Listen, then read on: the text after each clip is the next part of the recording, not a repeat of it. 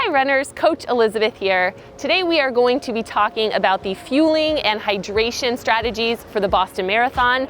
I'm going to be doing a detailed course preview and offering all of my best tips and tricks, so tune in.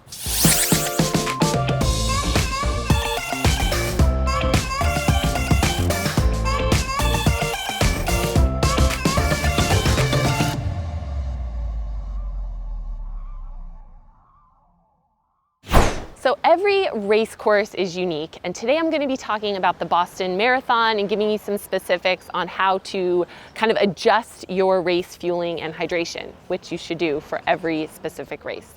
It's not a quote of mine, but they say if you fail to plan, then plan to fail.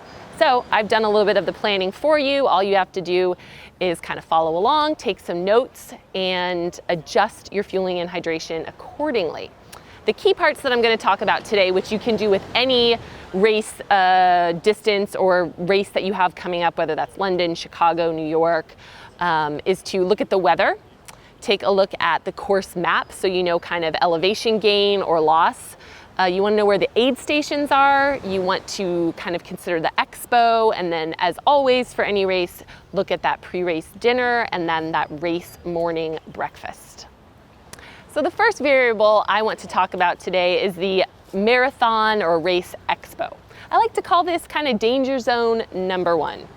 You get there, you're super excited, and you spend who knows how long on your feet walking around the expo, getting every kind of product, message, magic solution. Runners kind of treat this as a kind of an all-you-can-eat or all-you-can-sample buffet.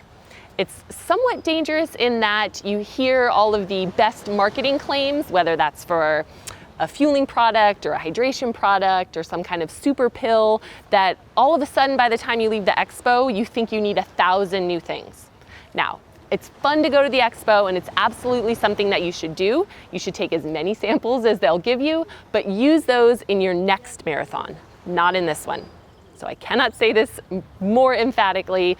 Do not try anything new on race day. Get to that expo, take what you want, listen to people, stock up on things, but do not change your race fueling or hydration based on what you find at that expo. So variable number 2 is the weather. That is something you need to take into consideration when you're planning your marathon fueling and hydration. The Boston Marathon is notorious for temperamental weather at best. Some years are cold, some are hot. Average temperature is between 56 and 58 degrees. If there is a chance of rain, which this year there might be, you need to plan accordingly. Now, in the cold, the thought of drinking something cold or eating tends to go down. It's somewhat the last thing on your mind. You're thinking about not slipping and falling. You're thinking about how cold you are. That's where the mistake comes in. You miss your fueling and hydration markers altogether. Now, a lot of people think in that cold weather they're not perspiring or sweating as much. Not necessarily the case. You could be even sweating more, and oftentimes you're burning through your fuel sources, your carbohydrates. Because you're cold, you're shivering, you're trying to keep your body warm, your blood temperature warm, so you want to increase your carbohydrate intake slightly. And you want to make sure that you are still hydrating on a regular and consistent basis. So that you are not falling behind. The idea with exercising in the cold, priority number 1 is keeping your body warm and then making sure that you're fueling and hydrating consistently. Variable number 3, and something you always want to consider when you're planning your kind of fueling and hydration for the day, is the course map or the overall kind of terrain of your race. Now, Boston is, I think, has a net elevation drop, but there are some rolling hills after mile 11. And then you have that heartbreak hill that you hit miles 20 to 21, which is about a half-mile kind of gradual elevation climb. While it's only 91 feet, at that point in your race, you're already mentally and physically exhausted, so that climb is going to seem like a lot. You want to plan ahead, and that would be 15 to 30 minutes before you're going to hit Heartbreak Hill. You want to take in some carbohydrates, some fast-acting carbohydrates, whether that's a gel or some chews or whatever your fueling source of choice is. so that you have that boost of energy. And then you also want to then refuel afterwards. So when you're coming down off of that hill and your body's settled again, refuel so that you can finish those final miles. So the next component that every wise marathon runner will consider or should consider is, where are the aid stations? At the Boston Marathon, they have hydration stations starting at mile 2 and running every mile throughout. And they have water, and then the hydration beverage that they provide is the Gatorade Lemon Lime Endurance Formula. Now, I always tell my athletes, whether you like and or use the stuff that's going to be on course, spend some time practicing and understanding how your body reacts, and if you even like those flavors, how they work with you, because inevitably you may be stuck using the on-course fueling. It may be what you love, but it also may not be. So spend some time, even at this stage, trying and testing out what is on course. There are also fueling stations. So the Boston Marathon has 3. They have them at mile 11.8, mile 17, and then mile 21.5. And at those stations, they have the Cliff energy gels, 2 versions, a caffeinated version and a non-caffeinated. The flavors that they're providing are mocha and citrus for caffeinated, and then the vanilla and raz for uncaffeinated. Again, test these out, see how they feel, even if you're planning on bringing your own. Now, my tip for what I do in the longer races, the running ones, if you don't like what's on course, I always have my SOS packet, my hydration packet. I have it stuffed in a sports bra, in a pocket, and then I can just pour the powder into my mouth and grab water from the aid stations. So if you're planning ahead, some people like the fuel and hydration belts, some people carry a handheld. Either way, find what works for you. Know where the fueling stations and the hydration stations are. They have them on both sides of the road. So if you're running up, don't skip the station and just say, oh, I'll pick it up at the next one because there's a crowd. Find an opening. There should be room on both sides so that you aren't skipping and missing that really valuable hydration piece. Start early and be consistent with your fueling and hydration throughout. All right, the final two, pre-race dinner, what you are eating the day before. Now, it's very common, or maybe a little less common now, but I still hear it all the time. Carb load before the race. I'm just gonna go with don't do it.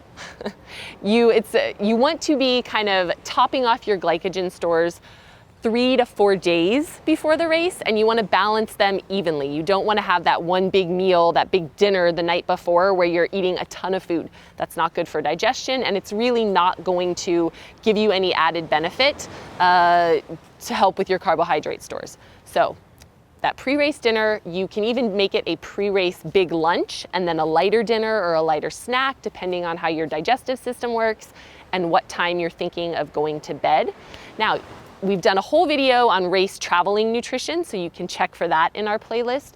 But some kind of key points, if you're going out to dinner, plan ahead, make a reservation. There are going to be thousands and thousands of people in Boston this year. If you have a specific restaurant you want to be at, you better get your name in there early.